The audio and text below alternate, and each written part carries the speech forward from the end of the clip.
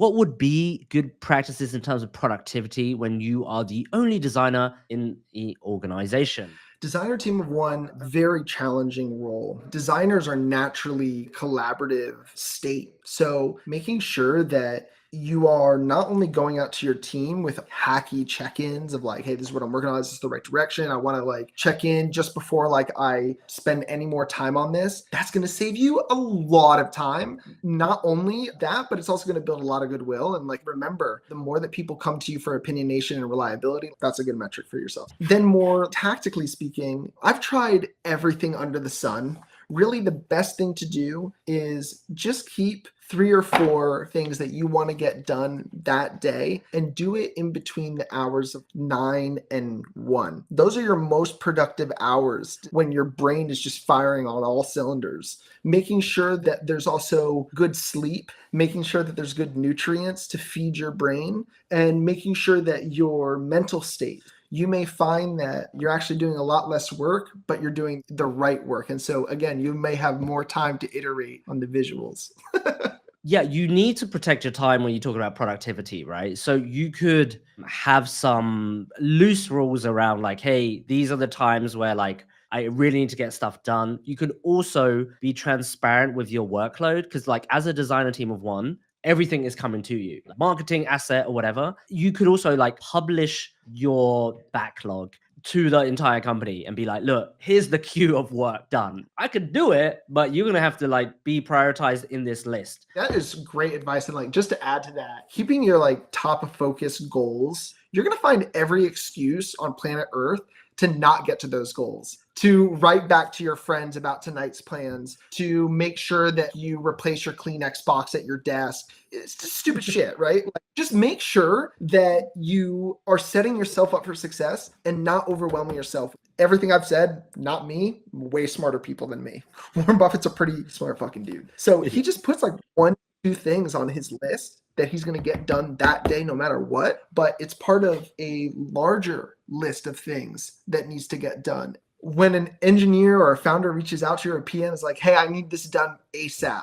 Hey, I'm totally down to get this done. I understand this urgency. Make them feel heard. Repeat the task, invoke active listening, and then put the power in their court and say like, happy to work on this, but that means that I might have to sacrifice X deliverable. No, we need all of them done. Hey, I know you want high quality work, and that's what I pride myself on. In order to do that, I do need help trying to figure out at what quality level do you want, if you do want them done at the same time, or help me prioritize what I should be working on first. So there's speed and there's quality constraints. Put it back in their hands. If they're asking, they should be prepared to prioritize.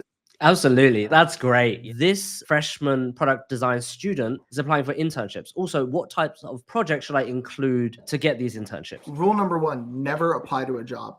The best thing to do is find products that you admire, find the companies building those products, find the people in those companies that in charge of making those products, and reach out to them expressing your admiration. 1 to 2 sentences. Don't give this whole fucking like long, like, I don't have time for it. The best thing to do is, hey, I'd love to hear your story on how you arrived at the position that you're in. I love this product because of X. I just want to grab maybe like 5 to 10 minutes of your time.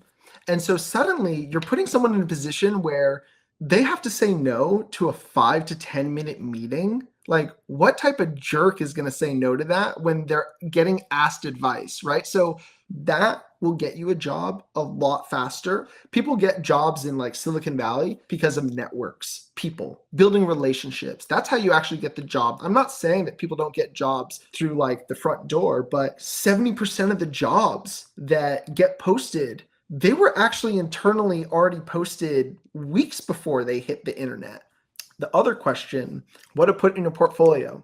Try your very hardest. I love this idea of giving away a little snack before you give the whole kitchen. I redesigned the whole Imager app on Photoshop, guys, with smart layers, like shoot me now. And I posted it on Imager and I said, hey, does anyone have feedback? How can I make this more accessible? I tried to focus on the following problems and here are the solutions. if anyone wants to develop this with me, I would love to round this out. But here are a few signature states tackling X, Y, and Z problems that you all have surfaced that I also experience. That it's still up on Imager, right? As one of like the top voted images. I get a call from Alan, the CEO, basically saying like, hey, I saw your mocks. I thought it was a joke. And so I hung up. And then Bryn, one of the senior engineers, calls me back. He's like, hey, this is Bryn and Alan. This isn't a prank or anything. We're looking at your mocks right now. We're really, really impressed. And so you can either grab someone's attention and like create your own luck, or you can create your luck in another dimension and reach out for people's story and listen and learn. And they're not dumb, guys. They know that you're an intern, but just by virtue of not bringing up yourself and hearing them, they're going to want to ask you questions about your own path and how they might be able to help. This whole debate about free work and should we do it? And I'm just thinking like, do these designers even want jobs? Do they even love what they're doing? If they're like, no, I can only get rewarded if I spend 1 minute on this thing, someone should reward me. I'm just like, God damn it. Like, why? Yeah. You might not belong in the field. You know, everybody does free work all the time. It's kind of a thing. Like, what the hell, man? Like, what? I don't understand. Yeah. Paid trials is something I definitely believe in. 1 to 2 weeks, or even like something like small, like 3 days, just to kind of like riff with the designer for a full-time job with benefits and all this fun stuff. Like, you're not willing to sacrifice a little of your time as a junior designer to show them like what you're worth. It gets easier, guys. But if you are worried about doing free work when you're a junior, what does the world owe you exactly in your mind? You need to work. You need to get yourself into the industry first. And then you could start complaining about how the world is unfair, right? But first things first is like making sure that you're not subscribing to a poor me, pity me mentality, but that you're saying like, I am going to make sure that I do whatever it takes. And here's another pro tip. If a company calls you for an interview and they end up going with someone else, you can get really valuable feedback by asking, hey, was there anything in other applicant that you found that you didn't find in me?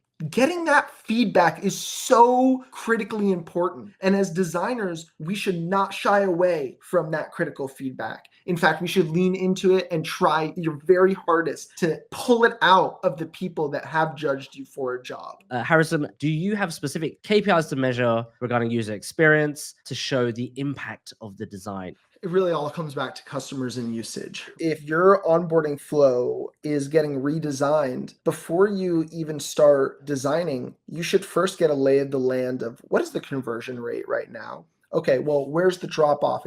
Sign up is good, everything's good. Oh, but right here we have a huge drop off. Why? Zooming in on that and then reaching out to the customers that dropped off, finding out what was uncomfortable about giving your email address. Well, they might say like, I didn't really know what to expect in the product. That insight should turn into you giving a little piece of the product, maybe on the homepage, so that there's trust established early on, so that by the time that they have to save their work at the highest point of intent, they feel comfortable giving their email address because you've given them value. Sam Altman said something that stuck with me, which is it should be every company's goal to become the fastest iterating company in the world. And you can only iterate based off of customer feedback. Want to listen to the full conversation? Click the video on screen now. Subscribe to the channel if you want to join us live. Oh, wait.